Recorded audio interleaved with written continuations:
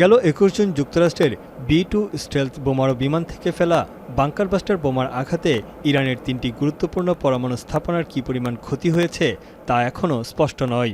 তবে হামলার পর থেকেই ট্রাম্প দাবি করে আসছেন, তেহরানের পারমাণবিক স্থাপনাগুলো পুরোপুরি গুঁড়িয়ে দেওয়া হয়েছে। ট্রাম্প এমনও দাবি করেছেন, পারমাণবিক কর্মসূচিকে এমনভাবে ধ্বংস করা হয়েছে যা কেউ আগে কখনো দেখেনি। যদিও এসব দাবির পেছনে তেমন কোনো প্রমাণ দেখাতে পারেননি তিনি।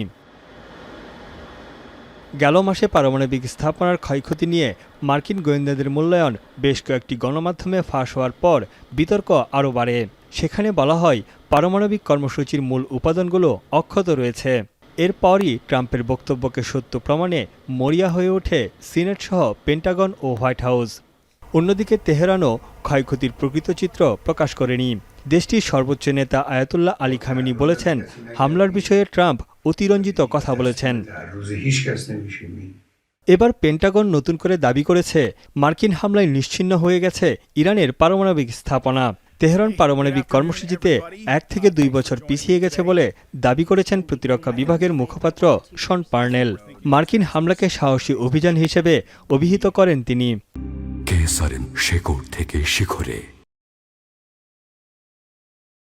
They say a couple of things. They share our sentiments about, the degradation of Iran's nuclear program and the fact that we have degraded their program by 1 to 2 years. At least intel assessments inside the department assess that, and I think their intelligence shares that conclusion.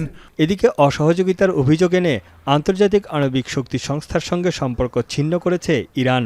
ইরানের সার্বভৌমত্ব, আঞ্চলিক অখণ্ডতা এবং পারমাণবিক স্থাপনা ও বিজ্ঞানীদের নিরাপত্তা নিশ্চিত না হওয়া পর্যন্ত সংস্থাটিকে কোনো ধরনের সহযোগিতা করবে না তেহরান। দেশটির প্রেসিডেন্ট মাসুদ পেজেশকিয়ান এ বিষয়ে আইন পাশ করে আদেশ জারি করেছেন।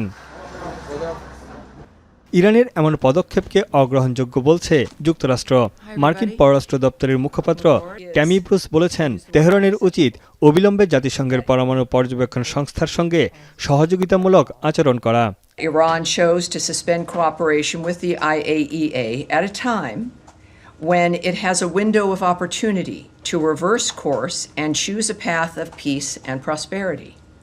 Iran must cooperate fully without further delay. এদিকে ইরানের পারমাণবিক ইস্যু শান্তিপূর্ণ ও কূটনৈতিকভাবে সমাধানের আহ্বান জানিয়েছে চীন। দেশটির পররাষ্ট্র মন্ত্রণালয়ের মুখপাত্র জানান, ইরান ও ইসরায়েলের মধ্যে স্থায়ী ও কার্যকর যুদ্ধবিরতির বিষয়ে আশাবাদী বেইজিং। 中方希望实现持续有效的停火，推动中东地区重回和平与稳定。关于伊朗核问题，这个问题呢，应当通过政治外交手段和平解决。ইরান ইসরায়েলের মধ্যে 12 দিনের সংঘাতে বৈশ্বিক বাজারে জ্বালানি তেলের দাম উল্লেখযোগ্য হারে বেড়েছে। বিশেষজ্ঞদের মতে, ভূ রাজনৈতিক সংঘাতে ঝুঁকিতে পড়ছে জ্বালানি তেলের বাজার, যার ফলে নবায়নযোগ্য জ্বালানির দিকে ঝুঁকতে পারে গোটা বিশ্ব। তানভীর জনি, এখন বিশ্ব।